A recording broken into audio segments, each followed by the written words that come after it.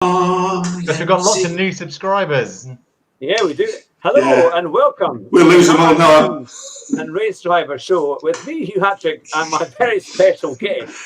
I could use that term special in many ways, but I will use it carefully. Of course, too, Andrew Marr on the top there. Iceman! Yes, and Jonathan Sutherland. Maverick. Just below him. Now, please don't take this the wrong way for all our viewers, but this is not a show of the YMCA, so you're all right at the moment. I was told it was fancy dress, and then I'm the only one that comes in fancy dress. It's always the way. Listen, after the pro talented sim driver yesterday, I just thought that we should go for the Top Gun edition of rant about stuff on motorsports and things with Hugh Hattrick. That sounds good. But I have to say, it was really good last night. And thanks to all our viewers and new subscribers, we've got 68 subscribers now, which is fantastic.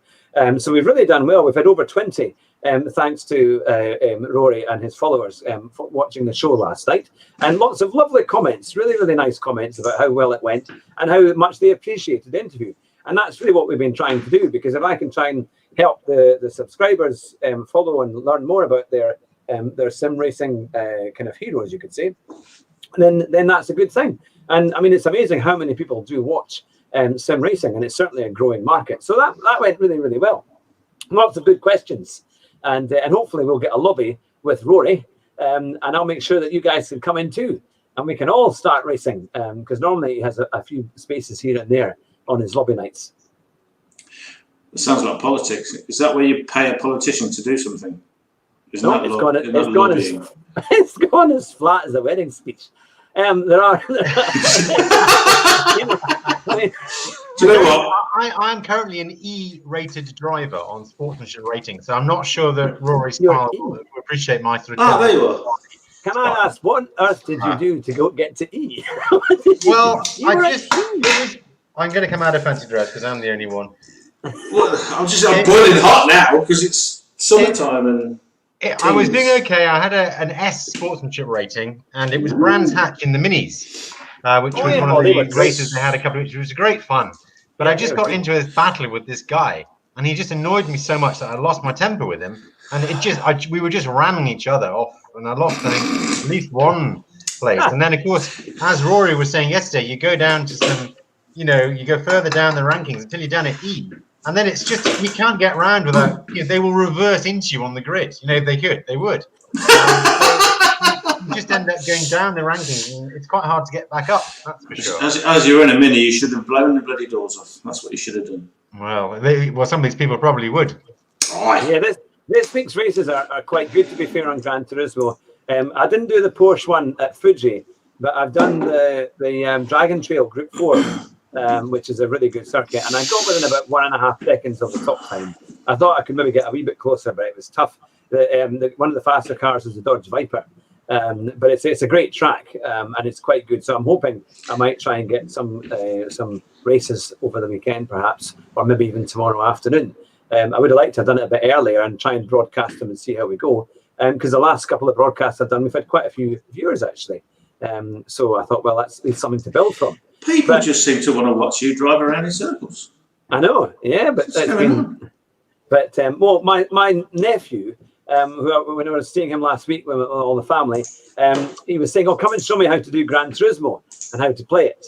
And I kept saying, "Look, just let me know when you want a shot, and I'll hand over the controller." And he never asked. He kept saying, I kept saying, you can have a go, you can have a go. And he said, no, I really enjoy watching someone who's quite good at the game. And I was quite amazed. I thought, well, that was rather nice. But obviously, people do quite like watching it. And it was Gran Turismo 5, I think it was. When you had the Top Gear test track and you had the VW camper vans. Oh, yes. Yeah. And you had to race round, and it was really tricky because if you hit anybody, you got banned. So you had to be really had quite a top speed of about 45 miles an hour, didn't they? It was really good fun. Really good fun. So we were doing that in this boiling hot room, and it was in this barn. So of course the window's right up there, and it was really hot. It was about 30 degrees.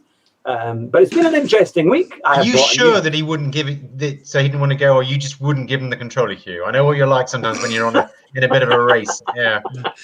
Is this what do they call it? Confirmation bias. You hear what you want to hear. So his words were, "Can I have a go now?" And Hugh hears, "You're really good, Uncle Hugh. Keep going." This is like Putin when the whole world says, "Nah, you're horrible," and he goes, "Yeah, I am great. Bring me tiger now. I wrestle it." I think Raw would be quite surprised at just how good Hugh is actually at sim racing. Do you think you could take him? Do you could beat him, Hugh? Well, to be fair, he's very good at a lot of tracks. I mean, things that his best track is Suzuka, and I'm not that. But don't take him on at Suzuka. When he suggests the track, you just go, "Not Suzuka." So I watched his latest video, and he was at Suzuka, and he wasn't crashing off, and he said that he's improved quite a lot lately. He's got a lot better. Yeah. He was in a Scirocco. I actually thought his channel was excellent. I liked the commentary he gave about what he was doing because I learned a lot about it. And you know how much I know about sim racing. It's that thing, yeah. So it's very good. Then he came out with his comment about peanut M&Ms, and I lost all respect. So what can you do? It was a cool livery, though. It was a cool livery. It looked like somebody had thrown up on it. Skittles, that's what it was.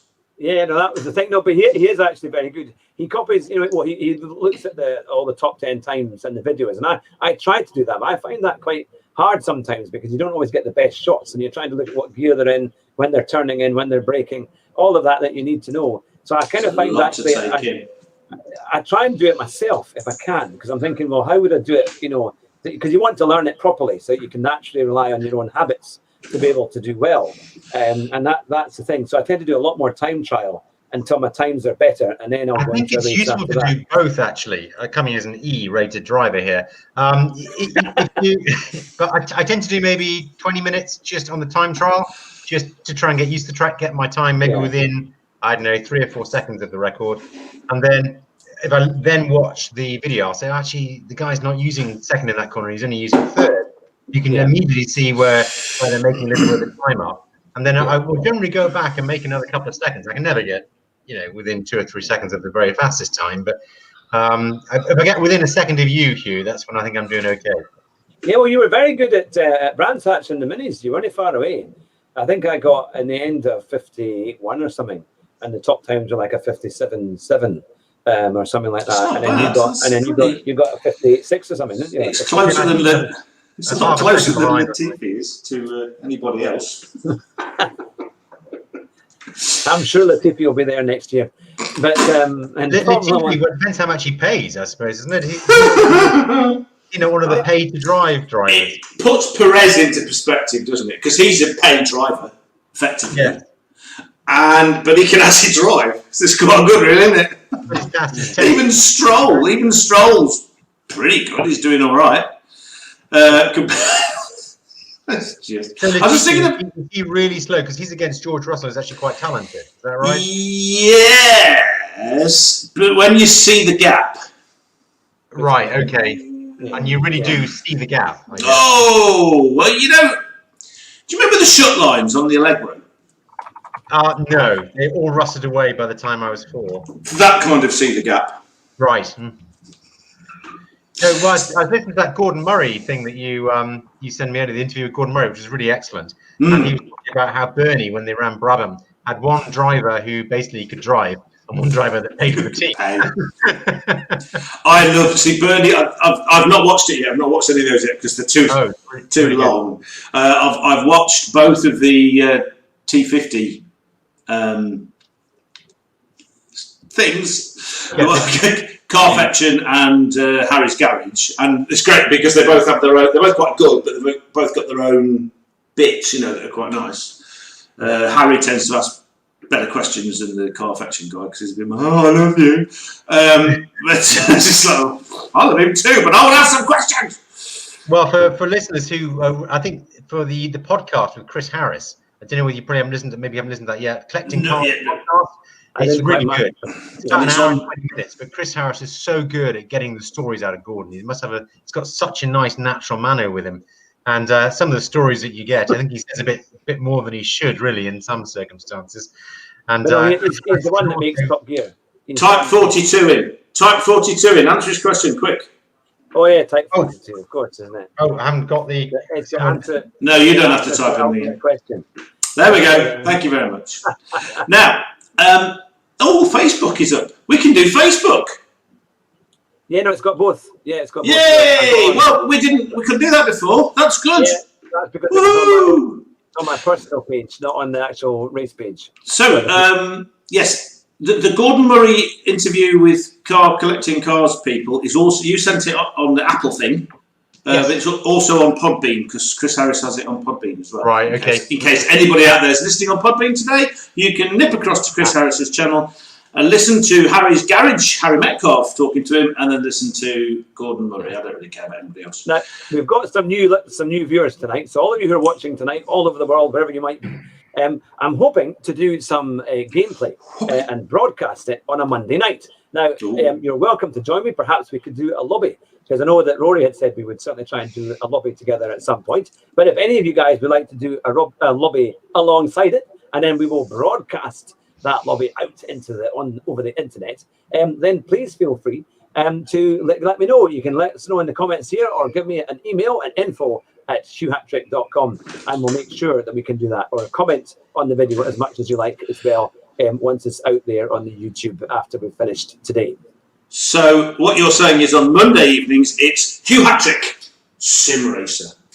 Yes. Yeah, absolutely. We're going to get out there and see, because I'm so close to getting to A. I'm literally on that last little bit. You need to get 30,000 points, and I'm at 29,200. So I reckon one or two races.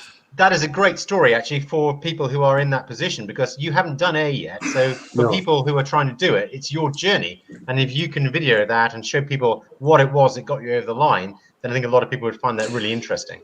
Yeah, I obviously, we all know how little I know about this subject, but there is something I can do, and it comes back to something Ant said earlier about Mario Karts. I actually believe the one way that you can stop going from S to E, John, and get up to A and then S, is to not go to the Roman Grosjean Mario Kart training school taking, where you repeatedly weave in front of people when they're right next to you at about 180 miles an hour, and then go, it looked fine to me. Ooh la la. It would be a great video game, wouldn't it? It's, they had sort of Colin McRae Rally, Colin to train you. You could have Roman Grosjean doing Mac Attack. What would we call it? Mac Attack. Grosjean's. Just swerve into his front wheel. Yeah. Listen, I read the rules of the GPDA, and I say it's fine. We could definitely have Rue doing the commentary, because that was the thing. And that was the great thing about. I need him. I can't do it on my own. He's got the clever stuff, and I just make belittling comments. He's a funny one. About the old Formula One games as well was that they'd have Murray Walker and Martin Brundle doing the commentary, and of course, and he would hit. If you crashed and you had crashed heavily into the barrier, you get Murray Walker saying, "Oh," and he hit the barrier with a terrible thump. It was like, it was really good. The only F1 game I've ever played was that. It was just called F1. That's how, and I'm the world champion. And I used to aim for Schumacher every time he came anywhere near me. It was in the era of when Damon Hill was Car Zero, so that shows you how old it is. But it had music that sounded like Rush. I'd never heard of Rush then, which is embarrassing because they formed in '69. Oh my goodness! But when I started hearing Rush, I'm going, "This is my F1 music." Yes, lots of fat guitar with humbuckers, brilliant. Yeah. And every time I hear Rush, I just want to smash into Schumacher in a Formula One car. All right, no, that was the thing. It's just that's how you become an E-rated driver with a sportsmanship rating. Yeah, I did get the odd black flag, I have to say, but it was a really good way of getting around a corner. What you did is you were indestructible, and you would enter the first corner on the inside and just kind of do that, a bit like the F3 drivers do these days. Or, well, I don't know now. I was going to say. Grosjean and K-Mag, they kind of do that, or they used to. Yeah. To be fair, I was just thinking on that point, Jonathan, you and I could actually choose. Albon! He's the one that does it now. Carry on. Jonathan and I could join some of the lobbies on Gran Turismo Sport, to be fair. We should choose a good lobby that we can find, and then we can both join that together, and then we can go on, we can run that, we could be at the back or whatever and see how we get on. I think I'd definitely be at the back. Yeah, certainly by the end of the second corner, it'd be at the back. You underestimate yourself, Mr. Sutherland. Well, the trouble is, I'm racing him most. I judge myself off him. Yeah, but really fast. Yeah, but you've got a life. He plays games all day and gets nagged by his poor, what's the word, long-suffering better half. And his kids come in. Dad, can I have a go? That's a good impression. Daddy, can I have a go? I want to go on the game. Oh no, it slipped a bit there. Hey son, you're right. I am very good. Well, that's why Hugh has 2 PlayStations, so that the kids can have one, and then Hugh can have the other. What will be funny is when Nicholas or Grace actually manage to log into Hugh's main account, and then he wakes up with a nick driver like me. And that really will be no sweets or treats or screen time for weeks on end after that. Yeah. What I need to hear Banzai screamed in a Borders accent. Banzai! Look, Danny, I've got you all the way up to an E-rated driver. Yeah, just before the Gran Turismo World Championship. Then you go on to the live stream with Rory and you're EE. This one you're hearing. What have I done? This one you're hearing the kid version of Jimmy Cranky screaming, "See Jimmy! See that!" But no, that's a Monty Python sketch, actually.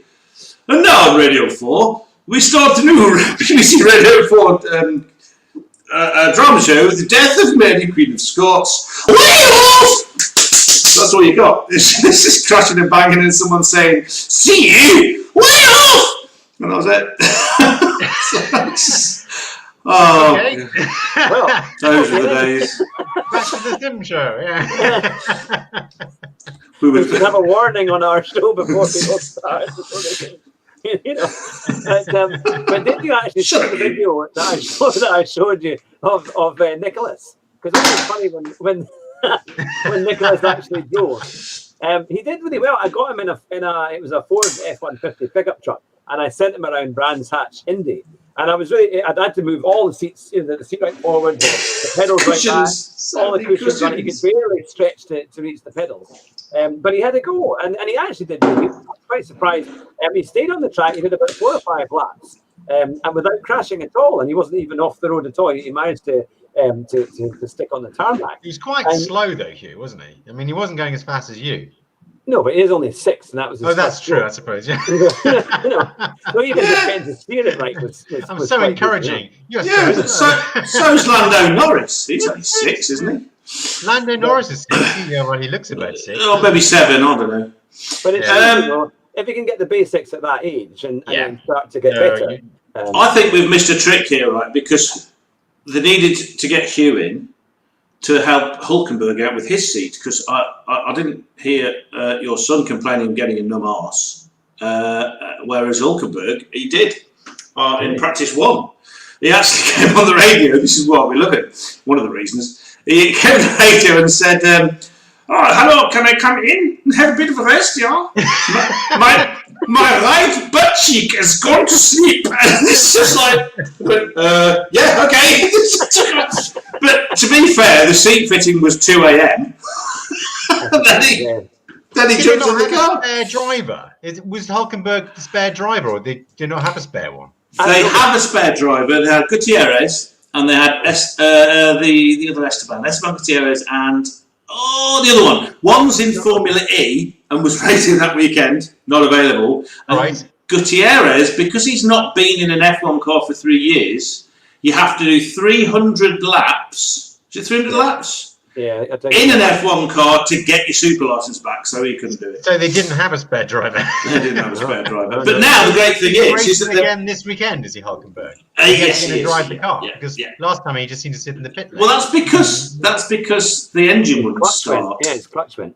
Yeah. The clutch. Is that what it was? The clutch? Yeah, they found out it was a clutch problem, and that's why the engine wouldn't start at all. It wouldn't start, so presumably a bit like when you get your old Mark III Ford Mondeo diesel, and something starts going wrong with it, and it's a sensor that costs you $3,000. Something, that's what it is. Sensors. I had one of those. Just knock it into neutral, roll it down the hanger straight, and bump start it. That's how you do it. I did have a very funny experience. Not entirely sure that's how it works. You know, I'm getting a new car. We've changed the Clio. We've kept it 2 years and decided that was long enough. And so now we've got a Dacia. Exactly, a Dacia Sandero diesel. Yay! James May's favourite car. Are we going to tell anybody what you did to your poor family because you are a tight Scotsman? Carry on. I've almost forgotten. I get a message saying 70 to the gallon, air conditioning off, poor kids, 38 degrees C in the back. Yeah. And it's like, turn the aircon on. Yeah, it's funny. It's like you send a message saying, yeah, if the AC's off, you can get over 70 to the gallon. Like, where are you? And he said, we're down in Legoland. I said, people get put in prison for having dogs in that condition. There's kids in there. There's 4 of you in the car. You haven't got the AC on. Apparently, there's kids with saying, take our pocket money, take our college money, and turn on the goddamn AC. It's amazing. The focus money can give a Scotsman, eh? Yeah, it's great. So yeah, I ran all the way back. Stereotypes. Okay. It was quite a thing. We did. I still haven't filled it up. To be fair, we filled it up just outside Heathrow Airport, and that's all the way back up to Scotland. That's and incredible. we've still got 2 bits left. And it's done 500 miles, and I reckon it can do. I think over. And to be fair, I think I probably could have filled it a bit more. I think I had a wee bit more that I could have put in it. But and have your family come off IV drips yet for dehydration? Yeah. Or yeah, we're all out of hospital now. Yeah. Well, Danny, what does isotonic mean actually? It was something, but no, it's been averaging well into the 70s, which is really good. Exactly 70 miles per gallon. And to be fair, most of the time you had to have the aircon on because it was so hot. There was just no way you'd have passed out if it was like that. I mean, it was 35 degrees on Friday at Legoland. I joked, I put it on Facebook saying it was actually 27 degrees in Orlando and 35 degrees in Windsor. But to be fair, the kids were fine, you know, and we managed to get round without getting heat stroke or sunburned. But it was nowhere near as well catered for as America. Definitely the Legoland in Orlando is much better laid out. And it's funny because we all got on this train. And we thought this will take us all the way around, so we could just have a little run round. It went 200 yards and stopped, and that was it. And so we all had to get out again, you know. So it was like, I mean, there was no point going on it. It went so hardly any place at all. But the funny thing was, now for our viewers here who might be thinking about buying a car, we've obviously done that for years and years. We've bought and sold cars and so on and so forth. But I would have thought that a big franchise dealer would be wanting to sell you a car that was ready to go out the door. It was, you know, everything had been yeah, and especially Renault. There's more to life than a Renault. There's more to life than a Renault. Yeah. Well, when we went to collect this car, and I mean, they put, you know, the old paint on tires, you know, the old kind of stuff that they did. Tire slick. Yeah, the tires. I thought they'd stopped using that years ago. But they put it on, and immediately that brought to my attention. I thought those tires look a little bit slipped, to be fair, not that great. So I asked the salesman, I said, are you sure those tires are all right? And he said, oh, everything's been checked. We don't let any cars go out the forecourt without at least 3 millimeters. Right? Without legal tires? Yeah. Because it's illegal for them to do that, actually. It's got to be roadworthy. Yeah, well, that was the thing. And I thought, I'm not so sure. But everything else was fine. So off we went. And when I got back home to my sister's house, and we were staying there, and I thought, no, I'm going to get these checked. So I went to a local Halfords, and they said, good gracious me, your tyres are perished. And that's Halfords. Yeah, as well as being on the legal limit. Now, I thought they might say that, to be fair. But for both front tyres, it said they're between 1.6 and 2. So they were pretty much on the limit. But they said you could probably get away with driving up north.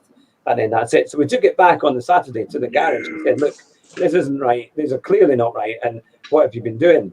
And so they said, right, we'll pay for the new tyres. So I finally got them sorted out today. But it is amazing that even in a big franchise dealer, you've really got to keep your wits about you, because they will try and sell you anything. And I mean, I had a big argument with the service manager because he said, well, you know, there's lots of roundabouts at Milton Keynes. Yeah, that's what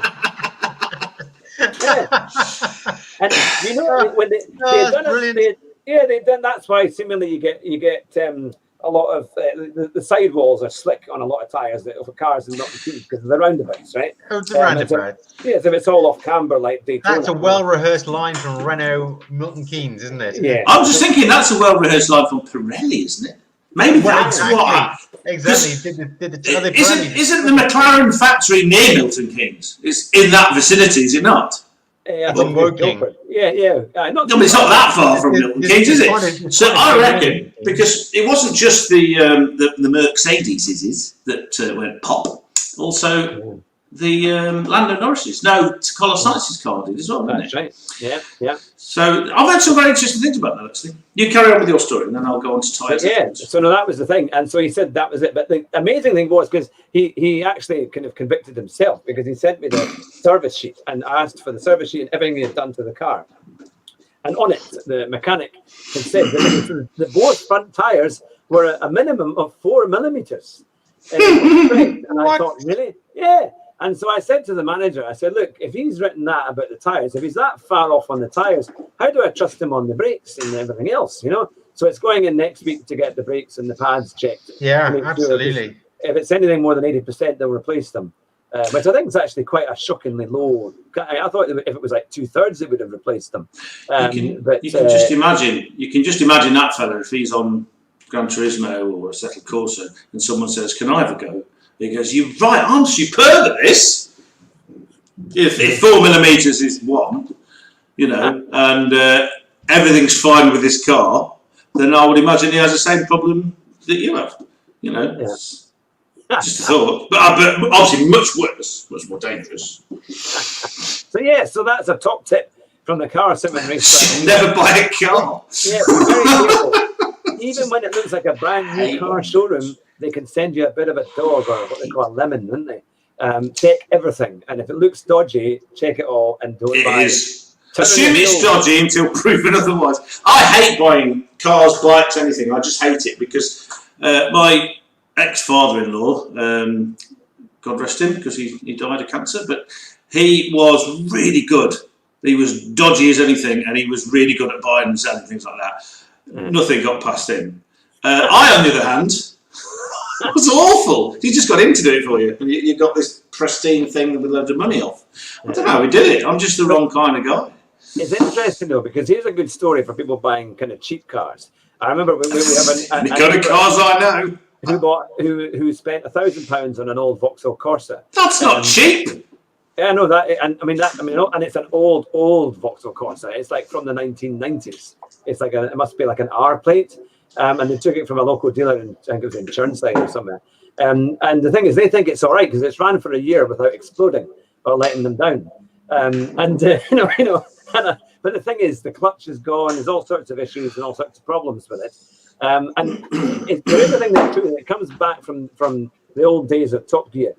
If you've only driven cars that are quite bad, you might expect that that's how a normal car actually drives. Yeah. Once you've driven something that's actually quite good, then it helps you. So you need to drive lots of different cars and see what they're like, so that you can come to expect and know what when a car is actually driving the way it should be, and not having big judders when you set off and things like that.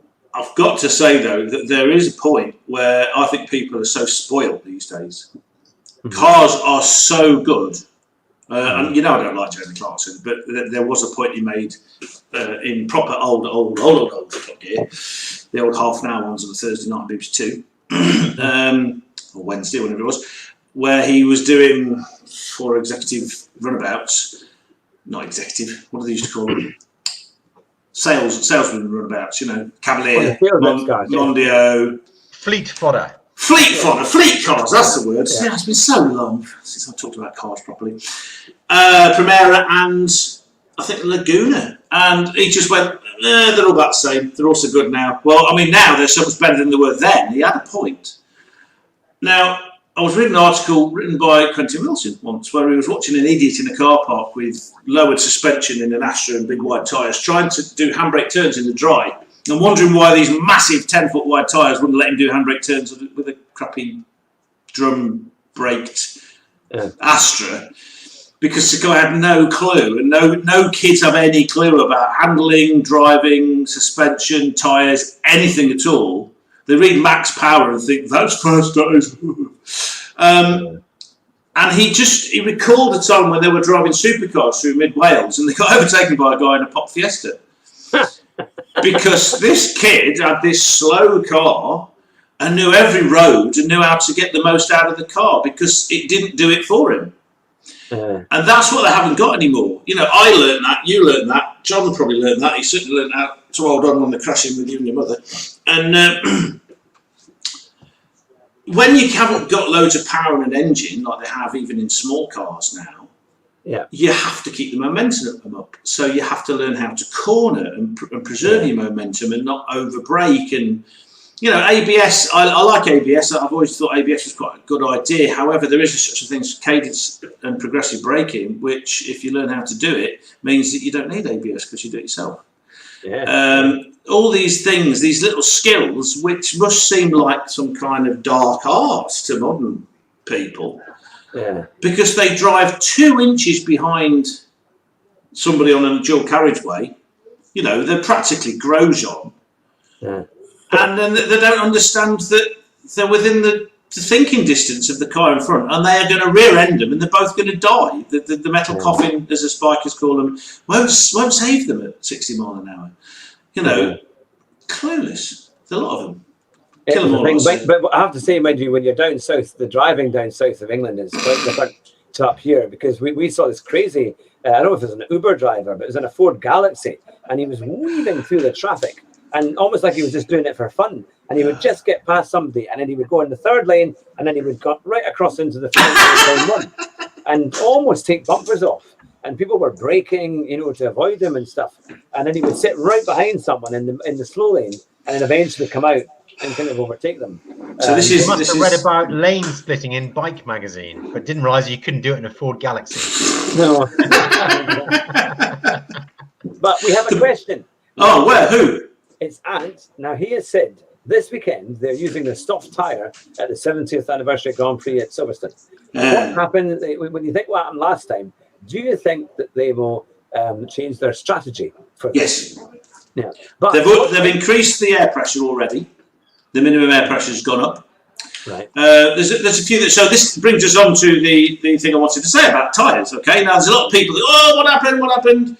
What a boring race until they blew up at the end. The whole race was a really good race. Just they're doing my head in. But a few things that have been said. The Mercedes is such a fast car. It's got so much more downforce than the other cars. So it's pushing down with a lot more force on these tyres. It was a very long stint. They reckoned that there were lots and lots of cuts on the tyres. Yeah. But there were also, people keep saying, Max Verstappen should have stayed out. Well, he didn't just come in to get the fastest lap. His tyres were marginal. They really were. They were seeing data on them they didn't like, and they were wearing in the same place because they've got all these super fast right-handers, high-speed right-handers, putting all that stress on that front left tyre. But it also had hundreds of cuts. Yeah. But they don't think the cuts caused the problem. They think it just delaminated because of the stress and overheating in that one place. But here's the thing. Can I quickly say? Yes, you can. Of course you can. If they do 2 stops. Now, the Ferrari was pretty good on a 1-stop race. It was quite competitive. So I just suddenly thought maybe the Ferrari could actually steal a win here, because if they can manage on that one stop, they might beat the other cars. They might beat the McLarens and the Mercedes. The Ferrari's stuck in reverse. I don't know. Maybe if it's softer on its tires, it could be an exception. Where did Vettel come again? Was it 10? You might get 10 again, I suppose. I think Leclerc very deliberately stayed out of trouble. That's why they were so easy on the tyres. He never battled a single person in the entire race. Where did Leclerc finish? Third. Third, because Bottas, but he was in 4th for all that time with no one in front, no one behind. So he was looking after his tyres the entire race. But and they weren't that fast. They did okay, but they weren't that fast. They were slow. Were they more than a pit stop behind? Yes. Verstappen was a pit stop behind. Yeah, I suppose. Yeah. So, I thought they might be 10 to 15 seconds behind, which could make it quite interesting at the end of the race if he can keep, if they can keep that kind of. Verstappen had, with the pit stop he took, was still ahead of him by a margin, and he ended up 6 seconds behind Hamilton when they came over the line.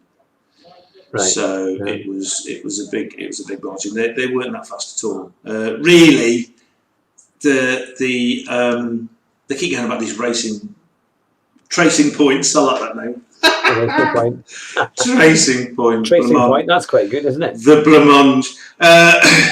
That should have done a lot better than it did.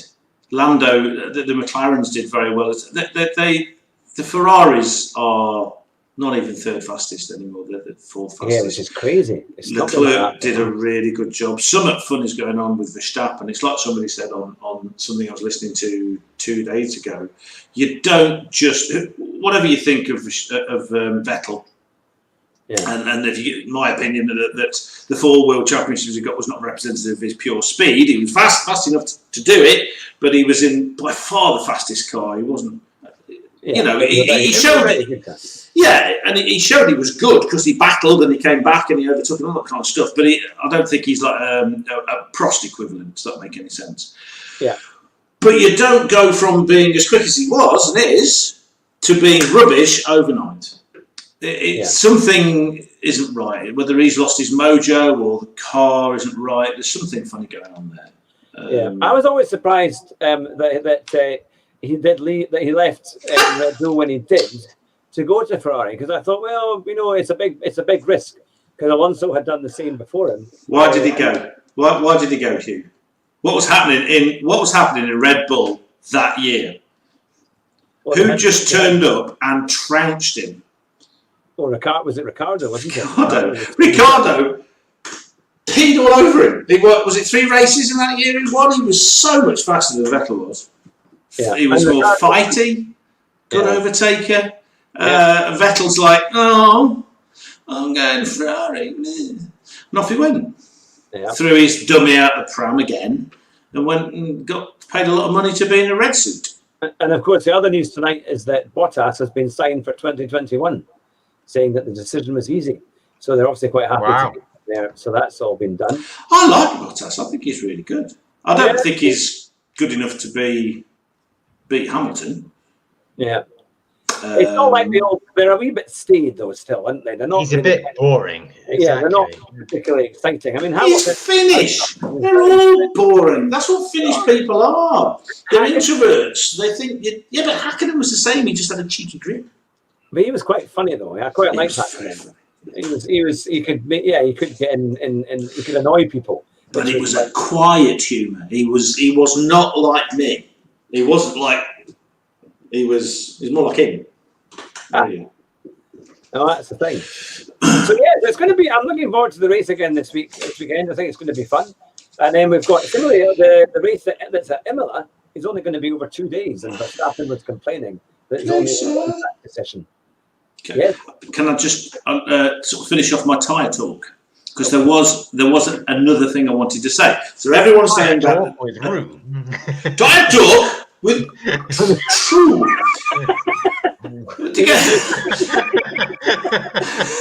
A 1 hour special. Yeah. I can make it an hour if you want.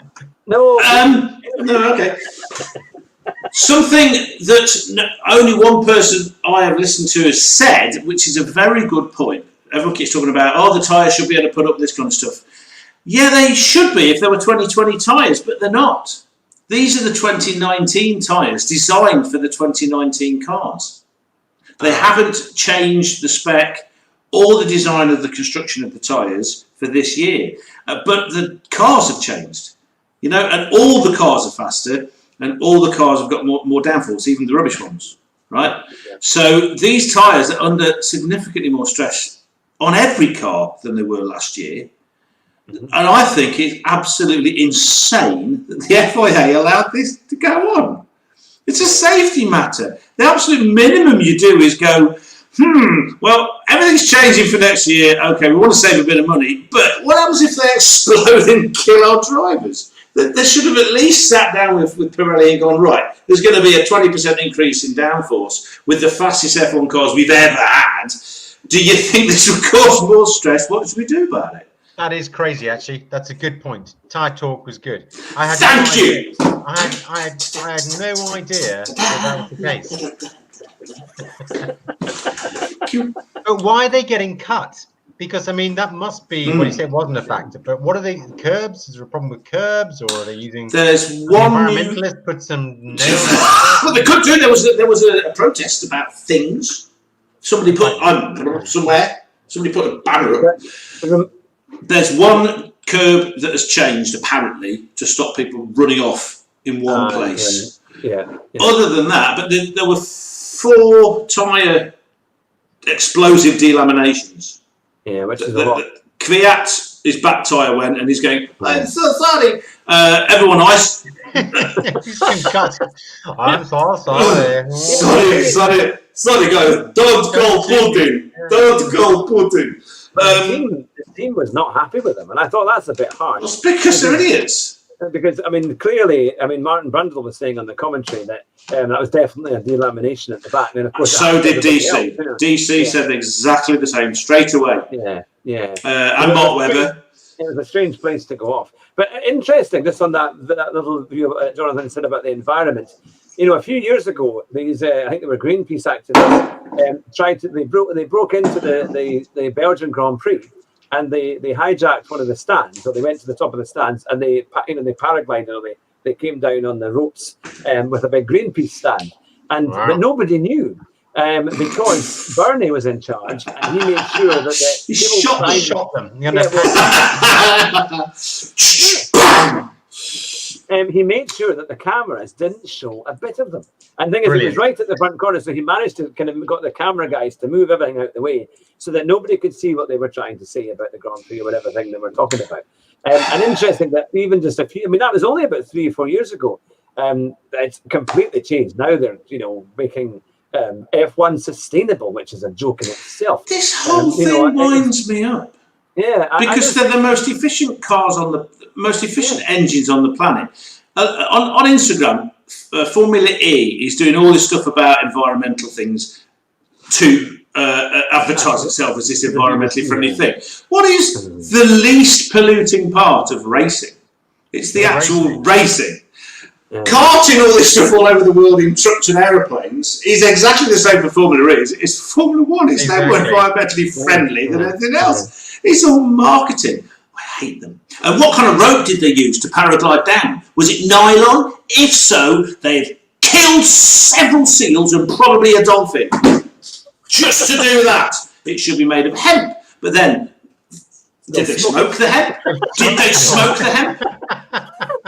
Well, let's hope they didn't smoke it while they were hanging halfway up the stadium there. But otherwise it might just fall.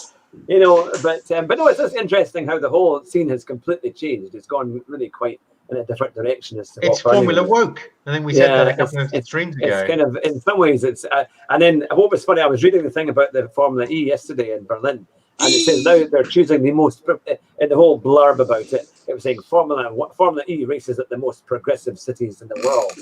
And I thought, what? It's supposed to be Berlin. And hold on. If the whole of the world has got to pay reparations, as I was watching on some people are claiming in America, for the bad things that happened 200 years ago, I think there's about, let me just work this out, 1938.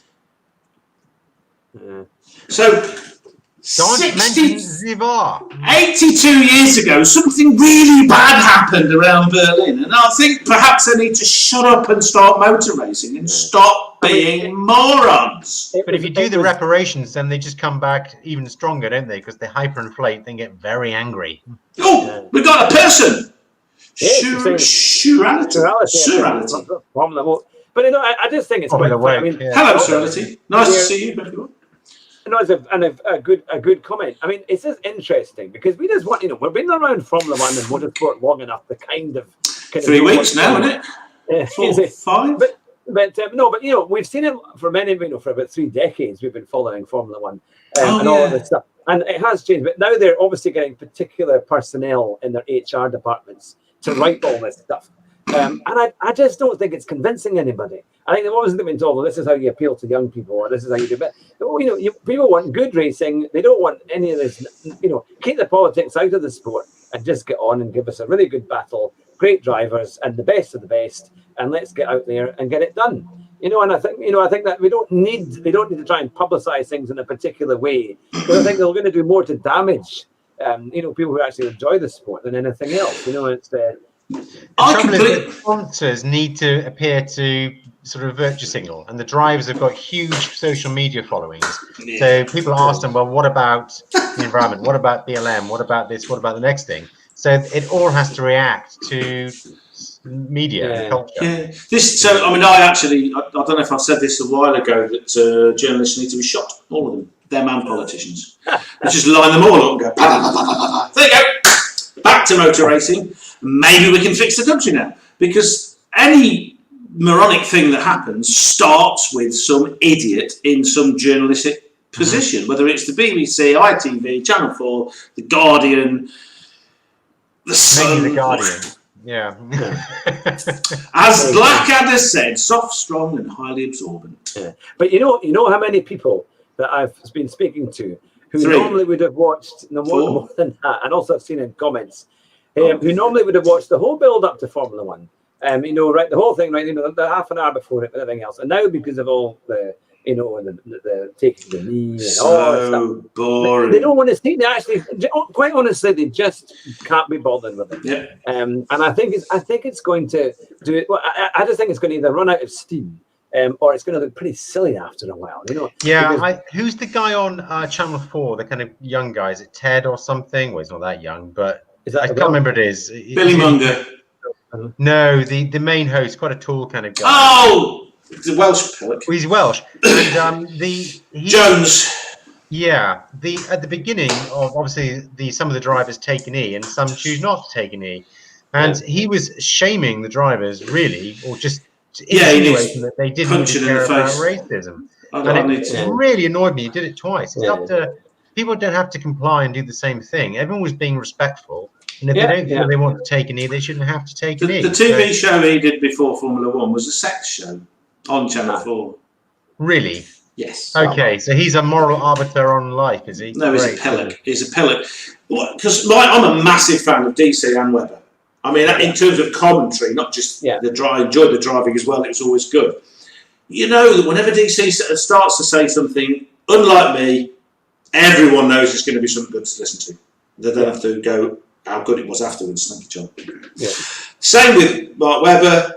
Okay, they employ blithering idiots to do the commentary, blah, blah, blah, blah, blah. They've got Billy Munger, who I'm kind of warming to, but I still wish he'd just shut up sometimes, because it's just shut up. He's a very young lad, though, Rube. He's a young, no. You know, he's got to sort of put his feet in the ground. No, but it's like... Genuinely. He's got to step carefully, not in that way. But the problem I have is with my background... Another subject. Be quiet now. Shut up.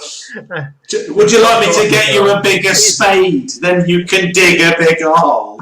With my background with disabilities, growing up with 20 people, very close friends of mine, in wheelchairs, 7 of them with terminal illnesses and are lost by the age of 25, 30. No one can tell me that I'm being nasty when I'm saying that they shouldn't be employing Billy Munger just because the poor lad had a big accident and lost his legs. The reason why that position exists is because that person is meant to know something or be good at presenting. And okay, he's learning and he's getting better at presenting. I'm finding him less irritating.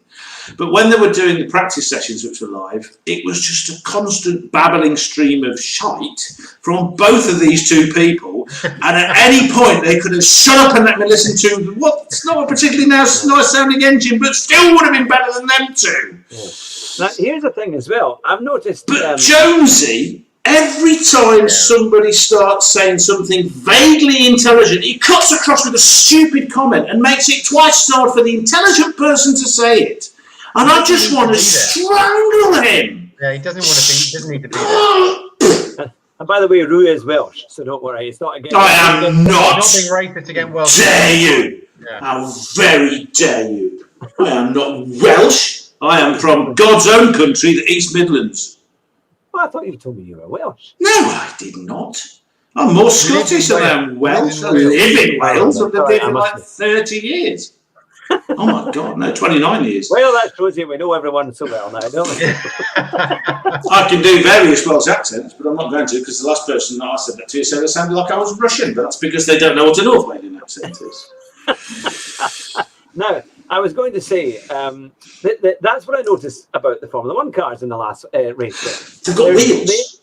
They do have wheels. They are definitely noisier. There's definitely a better engine note coming out of those cars. Not just at idle, but when they take off. They're definitely, I mean, that's why I would love to have gotten to a race this year. And, you know, we were coming up the M1 as the race was on the day before. Were you doing this? I would have loved to have actually, but you couldn't get anywhere near the circuit because it was obviously all closed off. I kind of wondered, I thought, how many fans have come down and have brought their caravans, brought their tents, and just will try and park. Listen to them. Just so they can get into Silverstone. We've got greetings from Norway to Espen Lundstad. Good evening. Norway, my home. Well, one of them. You lived in Wales. Yes, but my place in Wales. Background is from County Durham, Braemar. Not in Norway either. Shut up. And the Vikings. Norwegian Vikings. Oh well. Well, you've got to. I'm sure. That's why I've got a particular interest in big hammers and axes. Okay. Yeah, that's that. Okay, can I go back to Formula 1 then? Back to Formula Woke. Isn't that the same thing? But they're definitely noisier. But no, that was the thing I was trying to get to. When I was at Silverstone last year, you know, it's a huge circuit. There's lots of space round and about, and there's little places where you can park quite near. And I just wonder, obviously you're not allowed into the circuit, but how many people maybe tried to get as near as they possibly could? So they might be able to see over a fence, you know, climb a tree or do something, you know, and see if they could actually see it. Because you kind of wonder, how far are the restrictions? Are they allowing people to walk? Well, Hugh, we'd probably find our way in, wouldn't we? We'd just hack our way in through the back entrance. Well, if a bunch of eco-warriors can do it, you could. Yeah, I think it would, because I mean, you think you just put on a suit and say you're from the FIA. You know, you need to get a high vis on and just say you're part of the environmental noise. Wear some orange, shove a mask on. That's all you need to do. That's it. We should have just talking about the fact there's no crowds. I hardly noticed there's no crowds. I don't know what you guys think. It doesn't bother me at all. No difference. The crowds are irrelevant.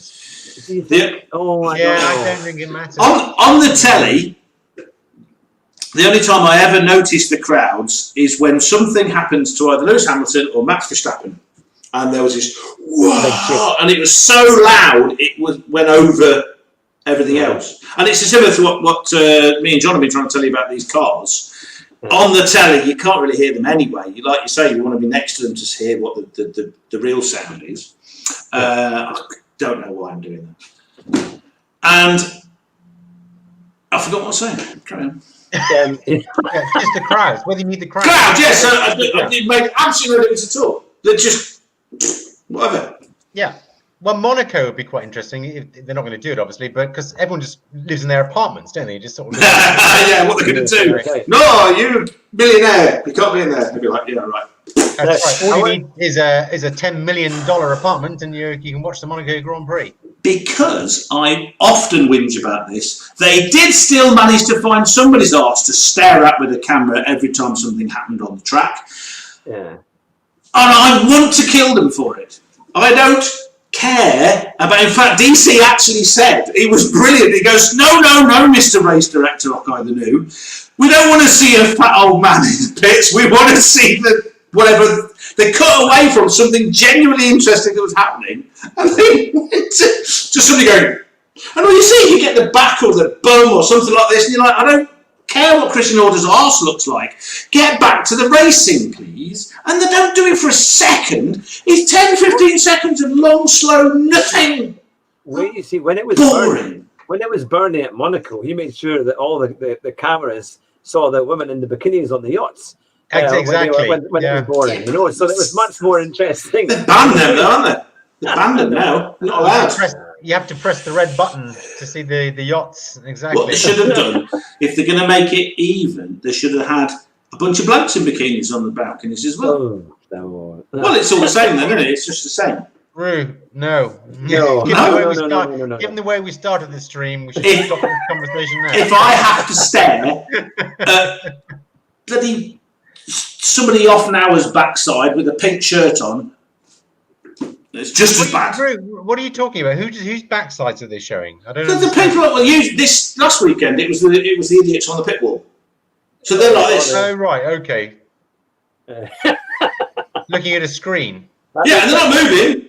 They're just going. What you should be able to do is see the actual data on the screen. That would be quite good. That would be much more. You got to pay for that. You got to pay for that. I've got the F1 app, and you can get your basic timing. If you pay £2 a month, you can get all the extra timing, which I'd love to get, but I'm not paying them £2 a month until they sort the tally out. Thank you. Next. All right. Ant is suggesting that I say that I'm an F1 news channel and get a press pass. So when fans can go back, maybe you can go and try and interview the drivers. Yes, except you can't because you've got cameraman. They shove you in the. Who's the cameraman? At the moment, I'm the sound man. You're the presenter. Rue is the sound, and you present. That's fine. Good. Let's get the press passes. What am I again? Am I the bouncer? Do I just hit you? Yeah, you can be the bouncer. That's fine. Well, I thought you could do the camera, but that.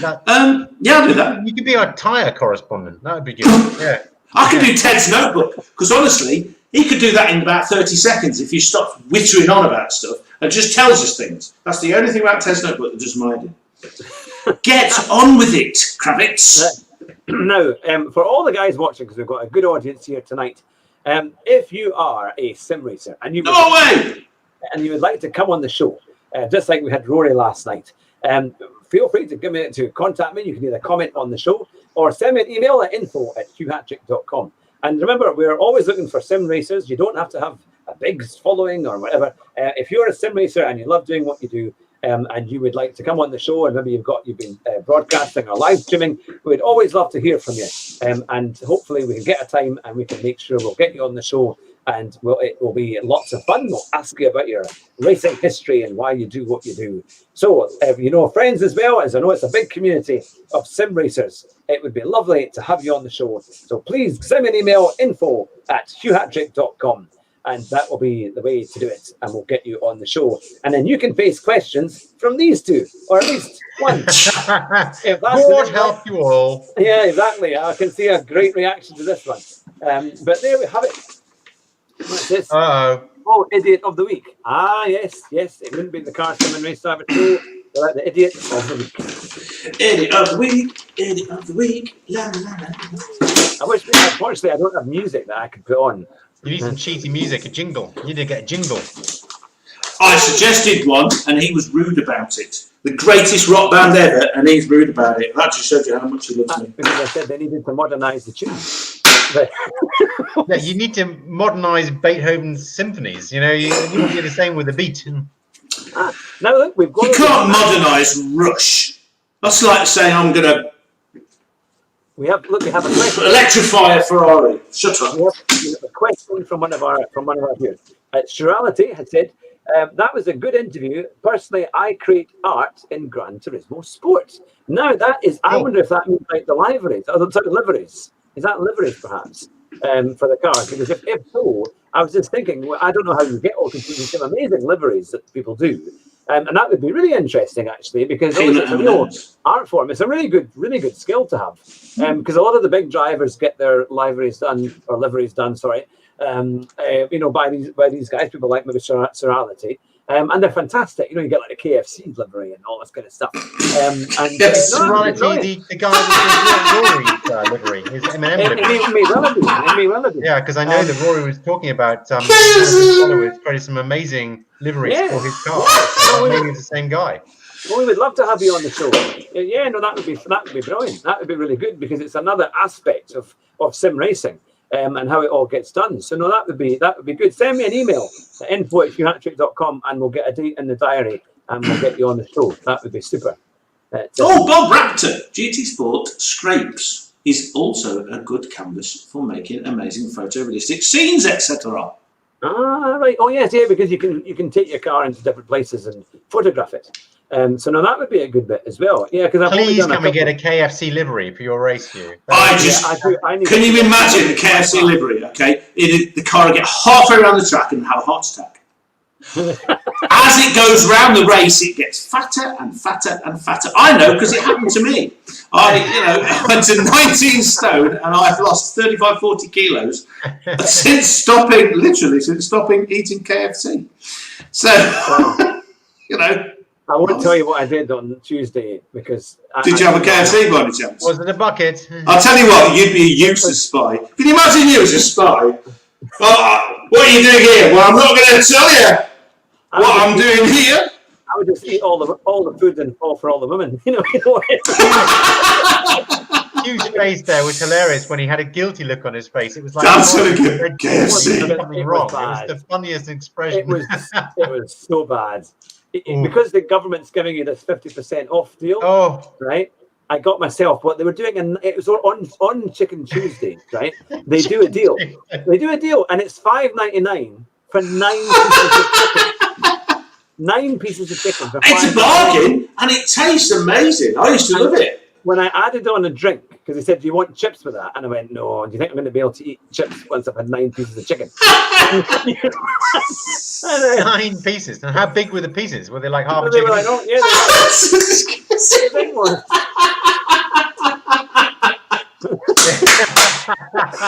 So really hungry. Bob Raptor. Okay, KFC livery. Every pit stop deflates the tyres a little bit more. If I can get a KFC livery, it will go brilliantly. That's the fat man.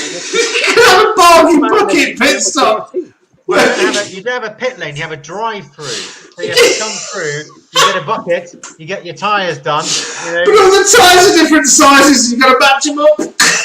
Get like 9 tyres and some of them are different shapes. Well, I didn't tell you the brilliant. It was like £3. To me, it gets better. The large drink, right? I think I might actually have this. Maybe I've even got the receipt still on me here. Oh, goodness, no, he's got the receipt. I do. I've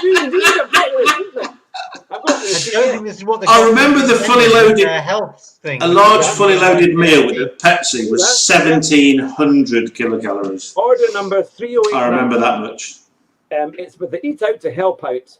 A large tango, a 9-piece promo. It was £3.89.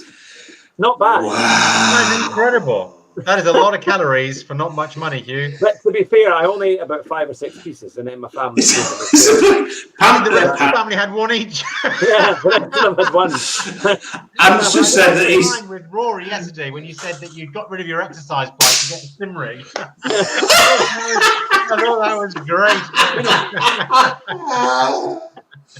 Oh my goodness.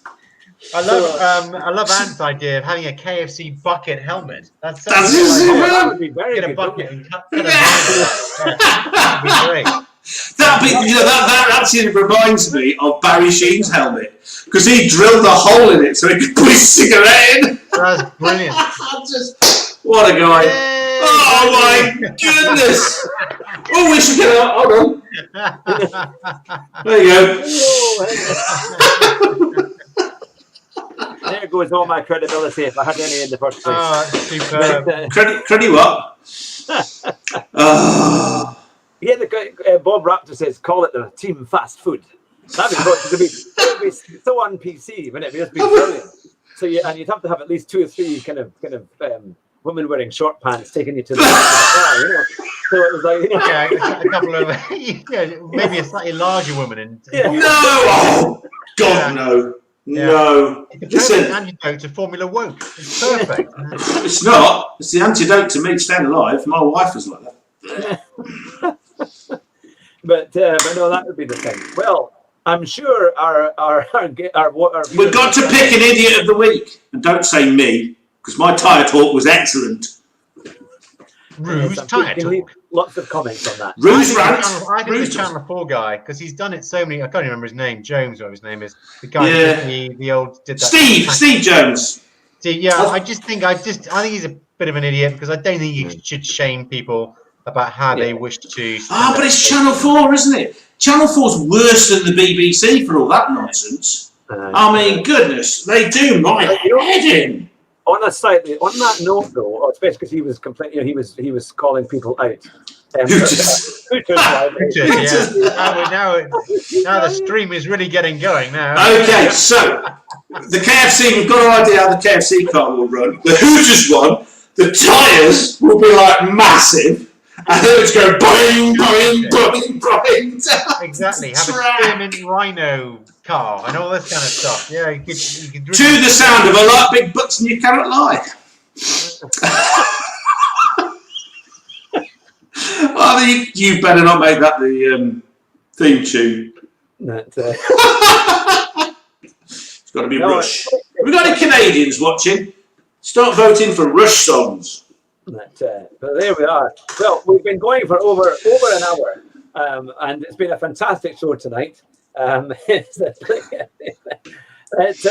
We'll be back. We'll be Why back. has he got plimsolls? All right, it just said PMSL. Yeah, I know what it really means. I'm just saying. Yeah, exactly. Keep it family friendly. Family friendly. Peed myself. Laughing. Ah, right. You see, Yes, it may not be peed, but you know. So, Idiot Leak, whoever the TV director for the film. Oh, South Africa. Hey. But we remember we've got a house in Duns named after the South African Grand Prix. Now, can anyone remember what that was? Yes, it was called the South African Grand Prix. That's a very strange name. No. It was the race. Kailami Street. Kailami. It's called Was it Kailami? You see, it always makes me sad when people mention this. Not because I'm sad about the South African Grand Prix, just because of what happened there. You know, Tom Price, the only Welsh F1 driver, and he was future champion. He was a farmer, very, very similar to old Jimmy Clark. I'm guessing something bad happened to him. He got Kailami's still going. They do a lot of racing. killed by being smashed in the head by a fire extinguisher that the marshal was rushing across the track with. And because was he not wearing a helmet? Yeah, but he was doing about 180 miles an hour. Oh, he hit a marshal. Oh. Well, the marshal was in the middle of the track, and the track does that, so it's blind. Came over the thing, marshal's there, hit the marshal. He got hit in the head with the big metal thing and killed him outright. Goodness. That's a freak accident. Came from, I think, St Asaph, I believe. What year was that? 80 something. I can look it up for you. Early on, because there wasn't that many drivers killed in F1. I know that there was Elio De Angelis. Was he not one of the last drivers killed? And then obviously it was Jules Villeneuve in '82, I think, wasn't it? But well, on that note, On that cheery note. yeah, I know you're going to come back next week for more. You know, but it was going so well. We were going to end on a high, and now it's just 1977. brutal deaths in F1. Yeah. Listen, we've got to remind ourselves of how, because I watched the BBC website had a bit of footage of the first Silverstone Grand Prix, which of course was the European Grand Prix, wasn't the British Grand Prix. There wasn't internet in 1950. What? There was no internet in 1950. No, but they had, all Pathé News coverage. And today we've got the Queen and Oh, the right, King. sorry, it wasn't live. King George went to see with all these friends. There's 350,000 people went to watch it. Pretty fast. Oh, all these very fresh people, and then some foreigners came along and they won it. Oh dear. And of course, the Alfa Romeo 158, yes, it went winning with the greatest racing driver in the world ever. Oh, I remember offend you. But then he broke down and that Italian chappie won instead. So, once again, Fangio would have been a 6 times world champion and would have been the inaugural world champion and would have won the inaugural race had it not been for his Alfa Romeo breaking down. But the best bit was the pit stops, because they go, the pit stops are very quick. They refueled in under 30 seconds. And then when they did everything else, they were gone in less than 2 minutes. And you just start going, well, the one one's got a 2 in it.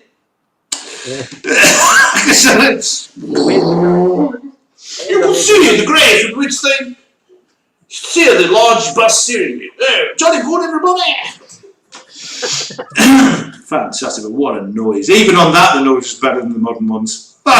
You can see it like well, hopefully on Monday night I'll be doing a live stream of my gaming, and so please feel free to join me. We'll see how we go on Sunday night. Whether we can do. Sometimes we try and commentate on the Grand Prix if we can, but it's kind of been difficult to get that get that sorted out. But we'll see what we can do. But certainly we'll be there. Impossible. Yeah, we'll be there on Monday night for the gaming stream. Look out for Fat Man in a Cheap Sim on YouTube, and it will be coming through my channel here at Stu Hattrick. Fat Man in a Sim with you. Fat Man in a Cheap Sim. Fat Man in a Cheap Sim. He's trying to become an ass and not just bullshit, you see, because it's BS at the moment, and I'm going to go to AS if I can get through. Oh, I see. I get it. You see, because at the moment I'm BS, and I'm trying to get to AS. So, can I become an ass instead of just BS? So there we go. End on an aviation theme. There we go. Here we go. The Top Gun edition. Well, that's great that Bob Rapp has set up here for the next stream. I don't watch F1 really, but love motorsport overall and quite like the banter. Yeah. All I want, Bob, can you bring, I think it's a braai where you have a massive big barbecue with some really nice South African meats. I got to know a fella on the internet and he kept saying, we're going out for the braai. So to you. These are my co-hosts, all right? I didn't realise they were good. So, Bob, if you bring the wonderfully cooked meat, no vegetarians here, no cheaper sim rig than mine. Thank you for flying South African Airways. Oh, you got the G29 wheel. Yep, that's what I've got. And the G29. Right, yes! See, and, them on Barbies. Stick a shrimp on a Barbie. Shrimps. Spiders. And tell all your friends about how great the show is. I know you might have to lie, but still. And watching three people have a midlife crisis live on YouTube. We can't afford a Porsche. I can only afford a Dacia. But that shows you how bad things are when you've been locked up. Yeah, but, you know, with the motorsport heritage of Renault, even though they're rubbish these days, they did win. The Renault brothers won the very first Grand Prix. That's ever. Look, we've got our guest. We've got Rory. Oh, God, not him again. I mean, hi, Rory.